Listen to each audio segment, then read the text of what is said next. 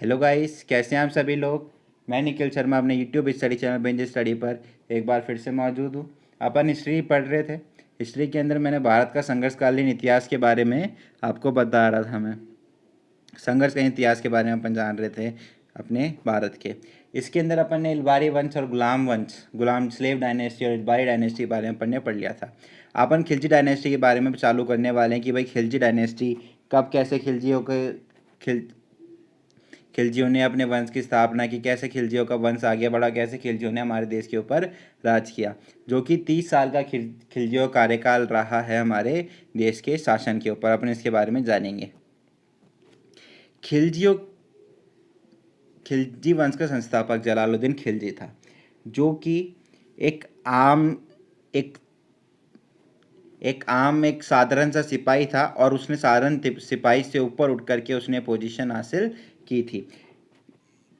बलबन का उत्तराधिकारी, बलबन के बारे में अपन ने पिछली क्लास में पढ़ा था। बलबन का उत्तराधिकारी जो केकूबाद था, उसके खराब शासन का फायदा उठा करके जलालुद्दीन खिलजी ने दिल्ली पर हमला कर दिया था और केकूबाद को कैद कर लिया था। केकूबाद की हत्या करने के बाद ने उसने क्यूमर्स को सुल्तान बनाया,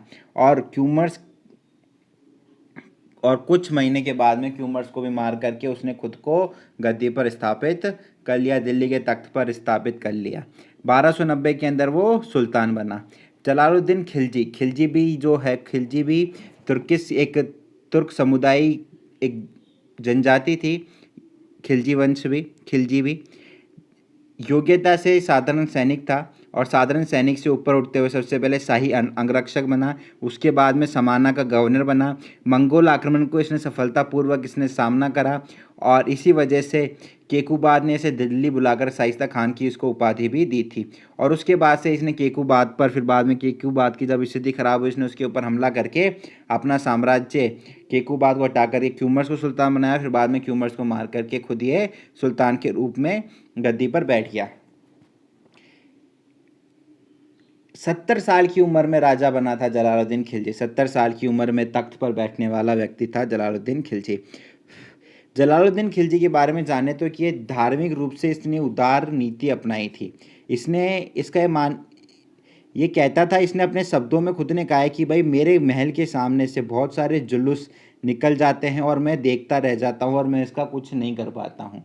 ये करना चाहता था, लेकिन इससे अपनी उम्र की वजह से ज़्यादा इतना शांत हो चुका था कि आक्रमण करने की भी स्थिति में भी ये नहीं रहा था, क्योंकि एक उम्र जो थी इसकी काफ़ी ज़्यादा हो चुकी थी। मंडोर पे इसने आक्रमण करा था 1292 के अंदर। मंडोर के अंदर जो विद्रोह था वो इसने दबाया था मंडोर पर आक्रमण करके। इसका एक वफादार था अली गुरसुफ, जो कि इसका भतीजा भी था और इसका दामाद भी था, जिसको बाद में अलाउद्दीन खिलजी के नाम से जाना जाता है। खिलजी वंश का जो सबसे बड़ा राजा हुआ था वो था अलाउद्दीन खिलजी। और भारत के अंदर भी कुछ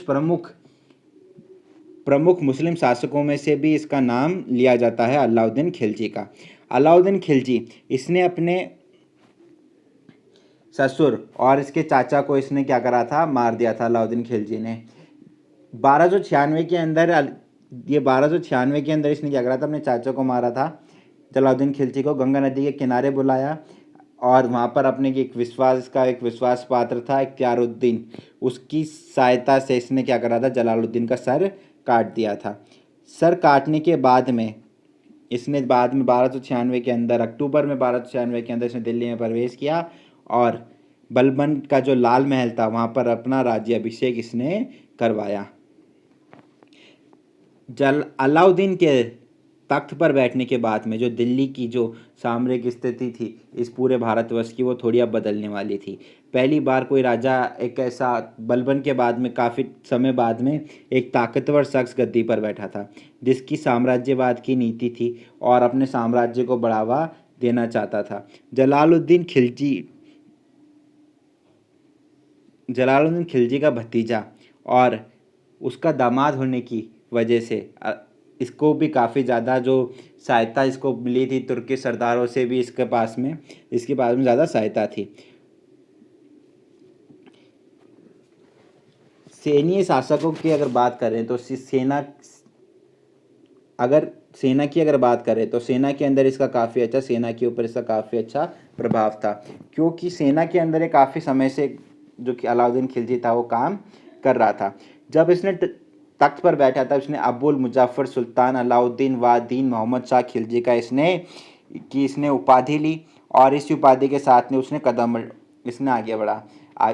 ये आगे बढ़ता गया। इसने काफ़ी 20 साल तक इसने राज किया और पूरे 20 साल के अंदर इसने अपने साम्राज्यवाद की नीति को ही आगे बढ़ाता गया। सबसे पहले अलाउद्दीन ने मुल्तान के ऊपर हमला किया 1296 के अंदर। मुल्तान में जो विद्रोह हुआ था उस विद्रोह को दबाया, ख़त्म किया और मुल्तान में अपने गवर्नर को बैठाया इसने। फिर इसने गुजरात के ऊपर आक्रमण किया 1299 के अंदर। इसकी आक्रमण करने की जो नीति जो थी वो साफ थी कि भाई मैं पहले आक्रमण करूँगा, वहाँ के राजा को हराऊंगा और वहाँ से जो भी धन संपदा होगी वो लूट लूँगा। गुजरात सामरिक रूप से काफ़ी महत्वपूर्ण क्षेत्र था, काफ़ी समृद्ध क्षेत्र था, बहुत धनवान क्षेत्रों में से एक था क्योंकि कृषि और व्यापार दोनों ही यहाँ पर होते थे। यहाँ का शासक बघेला राजपूत थे। रायकरण देव वो यहाँ के शासक थे। अलाउद्दीन ने हमला करा जिसमें रायकरण बघेल की हार हुई और वो वहाँ से निकल करके देवगिरी के शासक रामचंद्र देव के पास में चले गए और वहाँ पे उन्होंने उनके पास में शरण ली और अपनी पुत्री देवल देवी को भी साथ में ले गए। अलाउद्दीन ने सेना के साथ सूरत, सोमनाथ और खेम के जो बंदरगाह थे उनको पूर्ण तरह से लूट लिया और यहीं से उन्होंने अपने एक वफादार मलिक काफूर, जिसका नाम आप सब लोगों ने सुना होगा, एक मलिक काफूर करके वफादार था, उसको यहीं से खरीदा था अलाउद्दीन खिलजी ने। सोमनाथ के मंदिर को एक बार फिर से नष्ट किया गया, जो कि मुस्लिम आतताइयों का सबसे पुराना, सबसे पसंदीदा काम जो रहा था वो इन्होंने वापस से किया। सोमनाथ मंदिर को एक बार वापस से नष्ट किया गया। इसके बाद में रणथंभौर का अभियान। गुजरात अभियान के दौरान खिलजी सेना, अफगान सेना और जो मंगोलियन सेना जो थी, मंगोल की जो सेना थी, जो मंगोल पिछले बार जब मंगोल जो यहाँ पर रह गए थे भारत में बलबन के टाइम वाले, जो उसकी सेना मंगोली जो सेना के अंदर शामिल थे खिलजी की में, इन दोनों अलग अलग गुटों की सेनाओं के अंदर क्या हो गया, विद्रोह हो गया आपसरी में लूट के माल को बांटने के लिए। जो खिलजी के जो तुर्की सेना जो थी उनको लगा कि भाई हमें ज़्यादा मिलना चाहिए। जो मंगोली सेना जो थी खिलजी की, उनको लगा कि भाई हमें ज़्यादा मिलना चाहिए। तो इस विद्रोह की वजह से जो 2 मंगोल सैनिक जो थे वो राणा हमीरदेव के पास में जाकर के उन्होंने शरण ले ली। राणा हमीरदेव के पास में जब वो शरण लेने के लिए गए तो खिलजी ने बोला कि भाई ये जो मेरे भगोड़े सिपाही हैं इनको तुम वापस मेरे को सौंप दो। लेकिन राणा हमीरदेव चौहान ने साफ कह दिया कि बोले भाई अगर कोई व्यक्ति मेरे से शरण मांगेगा तो मैं उसको शरण दूंगा और यही हम क्षत्रियों की पहचान है, यही, और इसी पहचान को उन्होंने आगे बढ़ाया। इसी चीज़ को देखते हुए खिलजी ने रणथंभौर पर हमला करा। रणथंभौर पर हमला करने के लिए खिलजी को अपनी पूरी ताकत लगा देनी पड़ी, क्योंकि रणथंभौर का किला भारत के अंदर सबसे सुरक्षित किलों में से एक माना जाता है। लेकिन किसी एक गद्दार की वजह से इसको रणथंभौर के किले को जीतने में फ़ायदा मिला, किसी गद्दार की वजह से, और अलाउद्दीन खिलजी ने रणथंभौर का किला जीत लिया। रणथंभौर किला जीतने के बाद में 1303 के अंदर उसने चित्तौड़ के ऊपर हमला करा। चित्तौड़ के ऊपर हमला करने की वजह भी यही थी कि भाई गुजरात और दिल्ली को जोड़ने वाले रास्ते के ऊपर पड़ता था चित्तौड़, और चित्तौड़ किला भी इस वजह से ही काफ़ी ज़रूरी था। चित्तौड़ पर हमला करा। यहाँ के राजा थे, चित्तौड़ के राजा रावल रतन सिंह जी थे। रतन सिंह जी ने भी इसका काफ़ी विद्रोह किया और इस हमले के अंदर भी जौहर हुआ, जो कि पहले जो शाका रणथंभौर में हुआ वैसा ही शाका यहाँ पर भी चित्तौड़ के अंदर भी हुआ। फिर 1305 के अंदर मालवा पर हमला किया, जहाँ के राजा राय महलक देव थे। राय महलक देव भी युद्ध के अंदर मारे गए।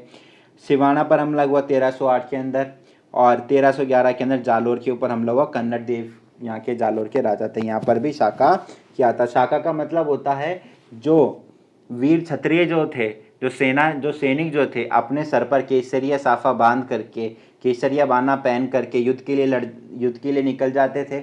और इस युद्ध के अंदर ये होता था भाई हम समर्पण नहीं करेंगे, हम मृत्यु को ही प्राप्त होंगे। और जो स्त्रियां जो पीछे रह जाती थी वो जौहर कर लेती थी। काफ़ी मंगोल आक्रमणकारियों का भी इसको सामना करना पड़ा था। मंगोल सेना ने भी इसके ऊपर लगातार हमले किए थे।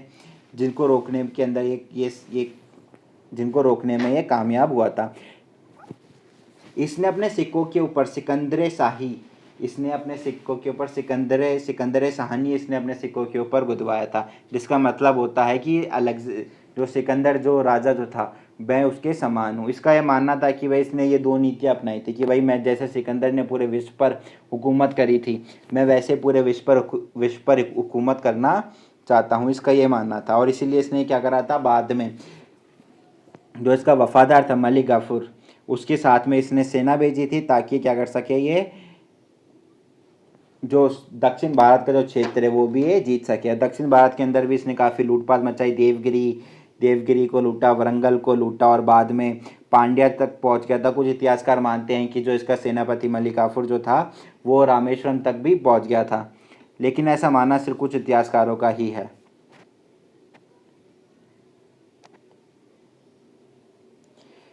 खिलजी वंश के अंदर इसने सिर्फ युद्ध लड़ने के अलावा इसने कई सारे प्रशासनिक सुधार भी इसने किए थे। इसने प्रशासनिक सुधारों के लिए इसने कुछ नई पोस्ट, कुछ नए पद भी बनाए थे ताकि ये प्रशासन के अंदर इन्वॉल्व रह सके। क्योंकि जो गलतियां पुराने सुल्तानों से हुई थी कि भाई उनके खिलाफ विद्रोह होते रहते थे, इसने यही समझा कि भाई विद्रोह क्यों होते हैं। विद्रोह ये समझने के लिए इसने देखा कि भाई विद्रोह इसलिए होते थे क्योंकि भाई जो राजा जो था, पुराना जो राजा जो होता था वो सल्तनत के कार्यों के अंदर हिस्सेदारी नहीं लेता था, बस वो सिर्फ युद्ध करने के अंदर ही उनका ज़्यादा ध्यान था। इसने अपने सल्तनत कार्य के अंदर भी इसने हिस्सेदारी लेनी चालू की और इसी वजह से इसने कुछ पदों का इसने सृजन किया। दीवान रियासत, जिसको मार्केट कंट्रोलर का पद था, जो कि पूरे बाजार को संभालता था। सहाना और धनाधिकारी, ये मार्केट इंस्पेक्टर, बाजारों के अंदर इंस्पेक्टर का काम करता था कि भाई कोई कहीं पर गलत हो रहा है बाजार के अंदर, उसको देखता है। इसके बाद बारिद मामलिक स्पाइंग ऑफिसर होते थे, गुप्त खुफिया विभाग के थे, जो कि पूर्ण रूप से सिर्फ खिलजी को ही सारी खबर ला करके देते थे कि भाई कोई कहीं पर कोई विद्रोह वगैरह तो नहीं हो रहा है। 1300 मुहतासिब ये आम नागरिकों के लिए रक्षा के लिए जो इसने नया डिपार्टमेंट बनाया था। 1303 के अंदर अलाई किला बनवाया था इसने, अलाउद्दीन खिलजी ने काफ़ी सारे प्रशासनिक सुधार भी किए थे। ये पहला ऐसा शासक था जिसने अपनी सेना को नगद पैसा देना चालू किया था, नगद तनख्वाह इसने देनी चालू की थी। काफ़ी बड़ी इसके पास में सेना थी और ये अपनी सेना को नगद वेतन देता था। पूरे बाजार के ऊपर इसका पूरा कंट्रोल होता था, पूरे बाजार को संभालता था ये, और इसी वजह से इसने अपने प्रशासन को सुधारा था। अलाउद्दीन खिलजी के मरने के बाद में इसका उत्तराधिकारी इसका बेटा कुतुबुद्दीन मुबारक खिलजी बना, जिसने पहली बार ये भारत के अंदर ऐसा शासक हुआ था जिसने खुद को खलीफा घोषित कर दिया था। पहला व्यक्ति था जिसने खुद को खलीफा घोषित किया था और इसने भी काफ़ी ज़्यादा शासनकारी किया। इसने गुलाम खरीदा था, मलिक खुसरो करके इसने गुलाम खरीदा था। उस गुलाम ने इसके साथ में गद्दारी कर दी और इसको मार करके खुद वो गुलाम तख्त पर बैठ गया था और वो आखिरी शासक था इस खिलजी वंश का, नसरुद्दीन खुसरो शाह। तो गाइस, कैसा लगा आपको वीडियो? आई होप आप वीडियो देख रहे होंगे और प्लीज़ गाइस वीडियो को ज़्यादा से ज़्यादा लोगों तक पहुंचाएं, शेयर करें, लाइक करें, चैनल को सब्सक्राइब करें, बेल आइकन दबाएं। और अगर आपको प्रॉब्लम हो, कोई भी अगर आपको दिक्कत हो तो आप कमेंट बॉक्स में आप मेंशन कर सकते हैं। गाइस, ज़्यादा से ज़्यादा चैनल को शेयर करें ताकि मैं और ज़्यादा से ज़्यादा वीडियो में डेली बना सकूं, एक मोटिवेशन मेरे को मिलता रहे वीडियो बनाने का।